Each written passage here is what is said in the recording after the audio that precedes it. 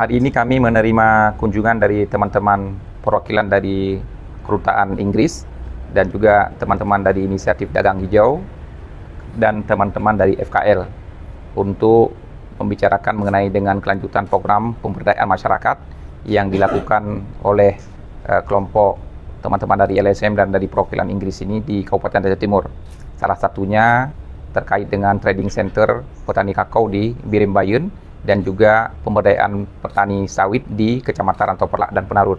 Kami menyatakan dukungan penuh atas program-program yang dilakukan oleh teman-teman perwakilan pemerintah Inggris, IDH dan juga FKL di Aceh Timur.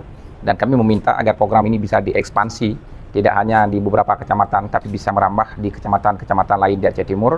Dan pemerintah tentu siap mendukung berbagai kebutuhan administrasi, perizinan, dan juga kegiatan-kegiatan di lapangan yang dilakukan oleh teman-teman dari perwakilan Inggris, IDH dan FKL. Selain program pendampingan Pak Bupati, apakah maju lebih satu tingkat lagi misalnya pembuatan pabrik kah untuk masyarakat Kabupaten Aceh Timur? Ya, saya tadi sudah menyampaikan keinginan saya kepada teman-teman IDH agar bisa memfasilitasi pertemuan dengan Musimas, salah satu perusahaan terbesar di sektor sawit, agar bisa masuk ke Aceh Timur untuk membangun pabrik minyak makan dan juga pabrik dari hasil CPO lainnya. Kami akan coba mempresentasikan kepada perusahaan potensi-potensi CPO yang kita miliki, kemudian luas areal sawit yang kita miliki, serta areal yang mungkin bisa disediakan juga untuk lahan pembangunan pabrik.